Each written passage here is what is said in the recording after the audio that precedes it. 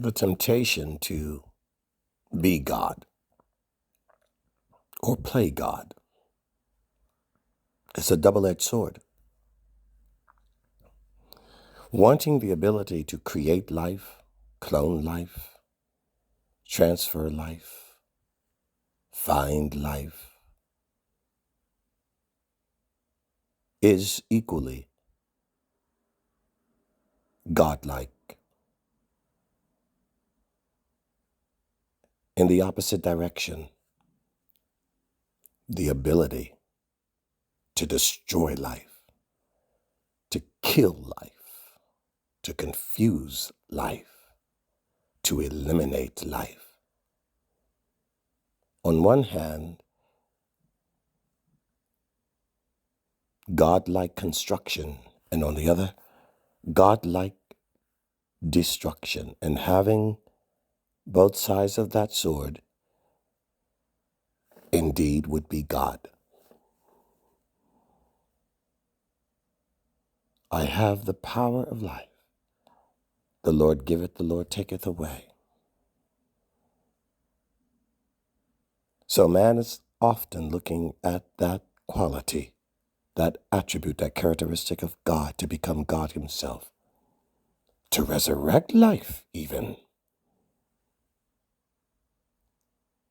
Jesus said to Mary, "Why are you crying about your brother's death, Lazarus? Don't you know I am life?" It is never too late when you are the giver and the taker of life. Death is not an end for God, and man attempts to be godlike in the worst sense because man isn't God, meaning man has not the essence, the mind, or the spirit or ability.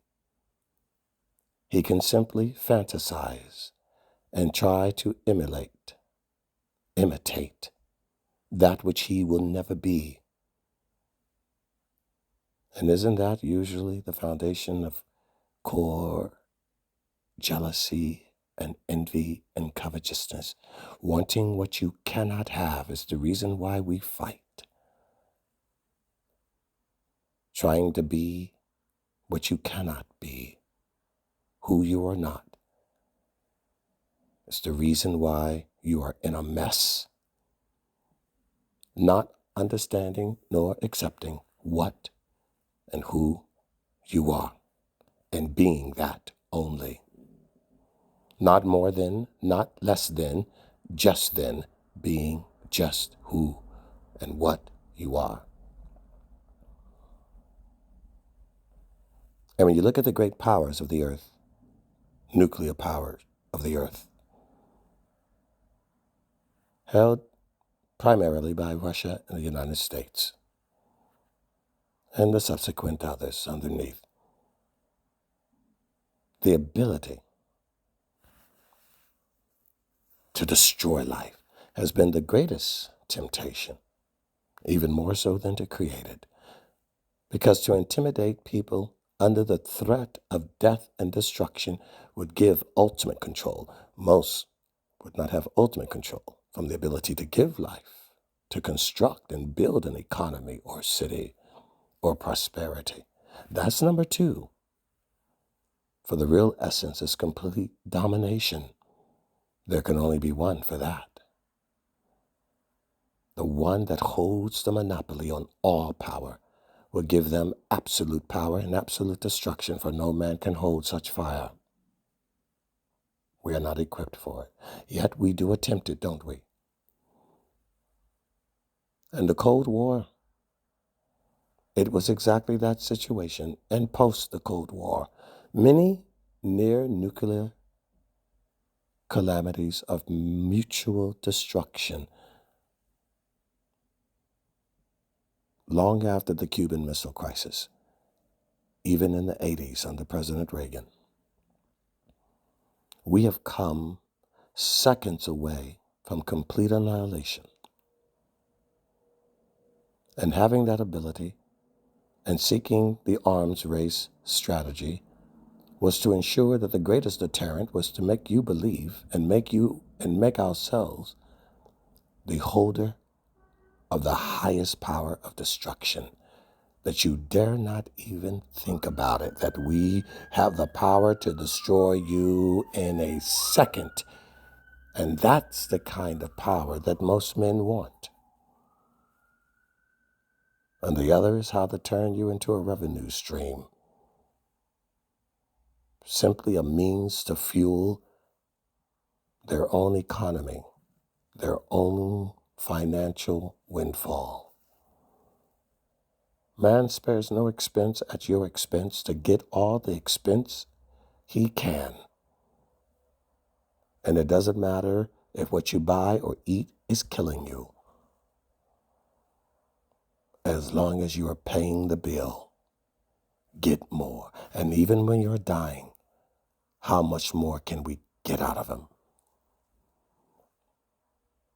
For intellectual and patent power over those things that you create, you sometimes are worth more dead than alive. Insurance policies, you are worth more dead than alive. There is an incessant desire to find life through death and to kill to get it. After all, why settle for one when you can kill a ton or more? The more you kill, the more you make. The more you take, the more they don't. The more you have. The enemy of life. The thief cometh to steal, to kill, and to destroy, all in one fell swoop. And it is Adonai the Lord who comes to give life and will give his own to give you life. You will find that those who give the most, those that sacrifice the most, those that do the most, is where life is.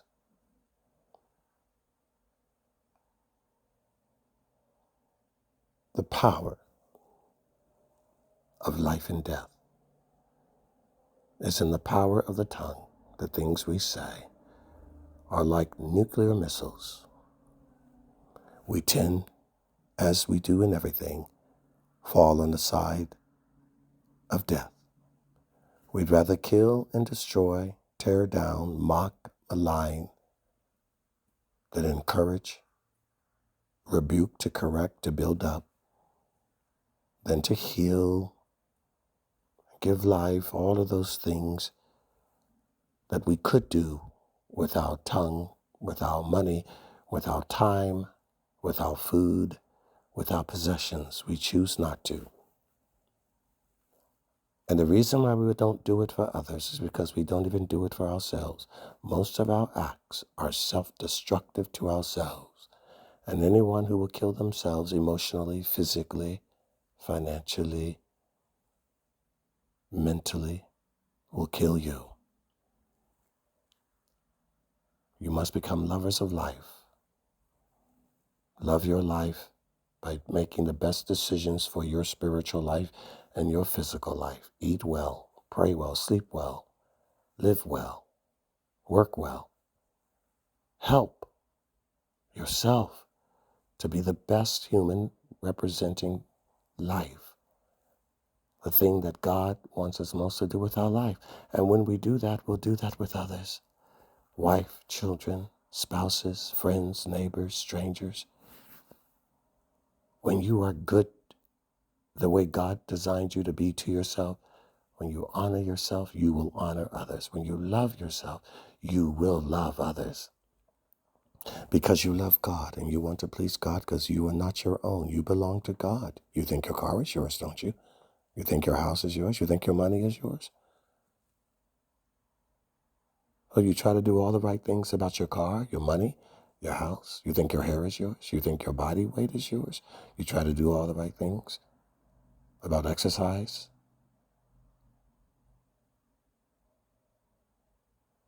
What about the fact that you belong to God? Don't you think he wants to do all the right things for you and I? That he created us for his good pleasure? You're looking at your car? Well, you are God's car. You're God's investment.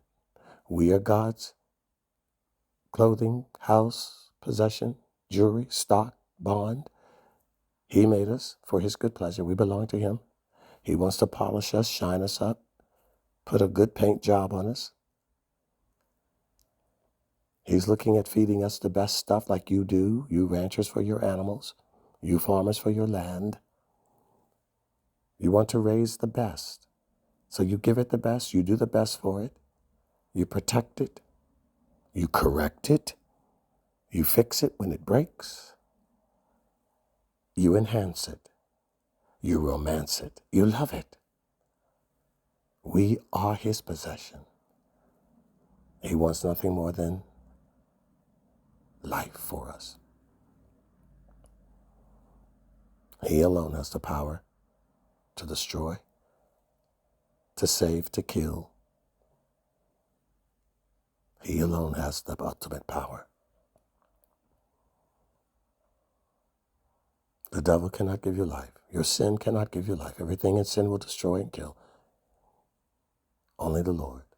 Which is why we fear him. For he has both the ultimate power to kill and to give life, to resurrect even when life is done, to begin and to end. That's where it all stops.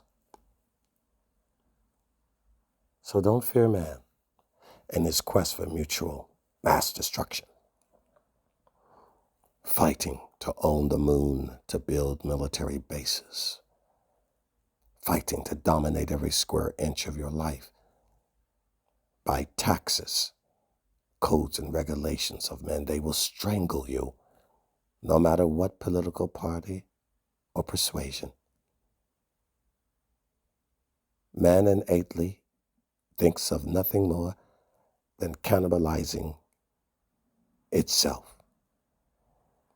And man that is of divine nature in his quest to be what God has made him to be becomes the instrument in which he serves God's purpose, not his.